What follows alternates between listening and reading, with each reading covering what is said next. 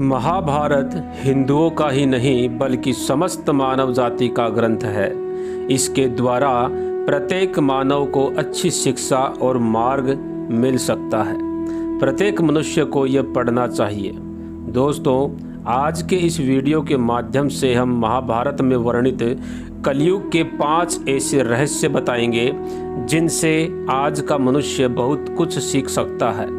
ये 5 रहस्य भगवान श्री कृष्ण ने पांडवों को बताए थे, जो हमारे लिए बहुत ही महत्वपूर्ण साबित हो सकते हैं। अतः वीडियो को अंत तक जरूर देखें। दोस्तों, जैसा कि हम जानते हैं कि अभी यह कालखंड का चौथा युग यानी कि कलयुग चल रहा है, जिसको हमारे धर्मशास्त्रों में सबसे अधिक श्रापित युग बताया गया है।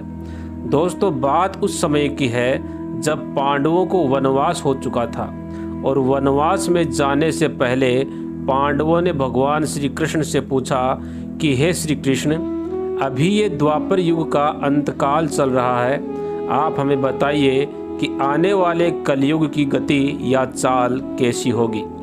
फिर श्री कृष्ण कहते हैं कि मैं तुम्हें इसका सीधा सा उत्तर तो नहीं दे सकता, लेकिन तुम पांचों वन में जाओ और तुम्हें रास्ते में जो भी कुछ दिखे वह आकर मुझे बताना, फिर मैं तुम्हें उसका कलयुग में प्रभाव बताऊंगा।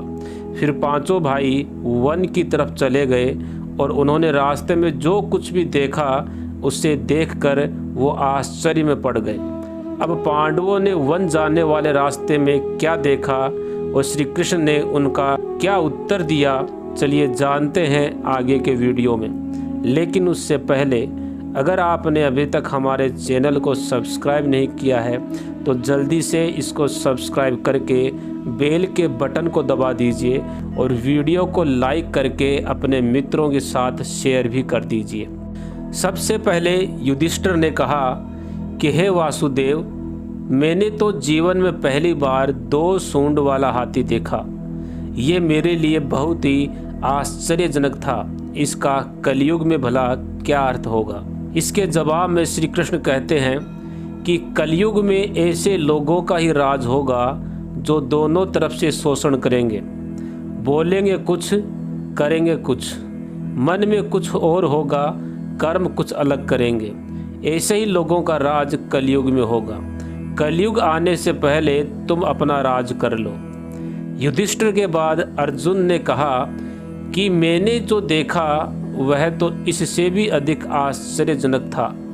मैंने देखा एक पक्षी के पंखों के ऊपर वेद और पुराण लिखे हुए हैं, लेकिन वही पक्षी एक मुर्दे जानवर का मांस भी खा रहा है। श्री कृष्ण अर्जुन को उत्तर देते हुए कहते हैं कि कलयुग में ऐसे ही लोग रहेंगे जो बड़े ज्ञानी और ध्यानी कहलाए जाएंगे।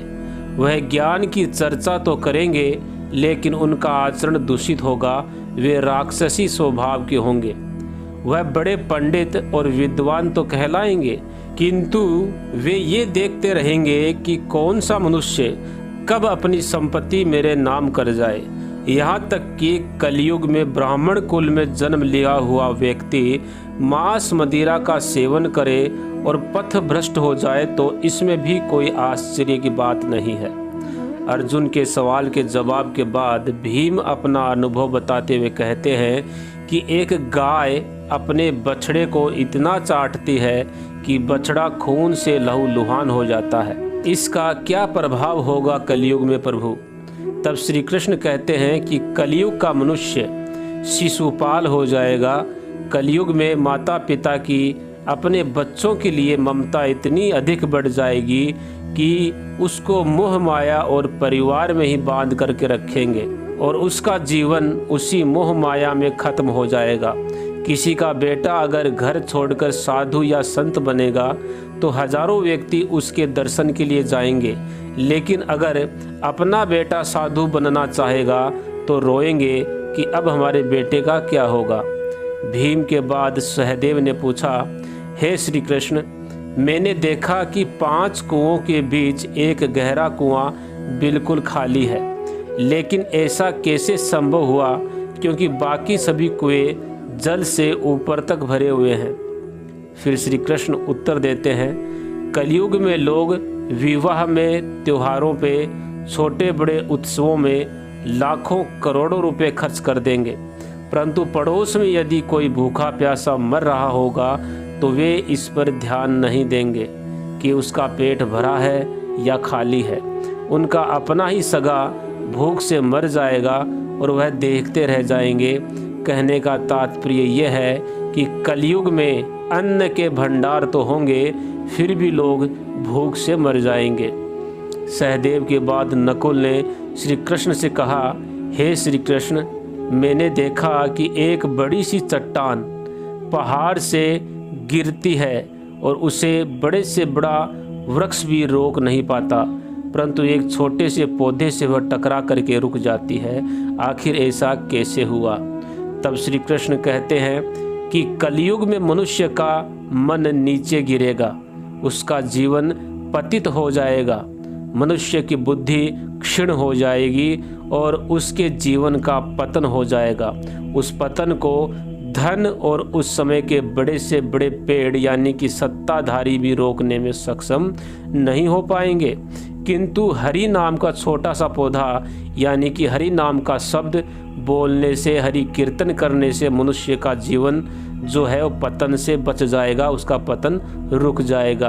अतः कलयुग में हरि नाम ही मोक्ष का एकमात्र मार्ग होगा। तो दोस्तों, आशा करता हूँ कि आपको हमारी यह जानकारी पसंद आई होगी।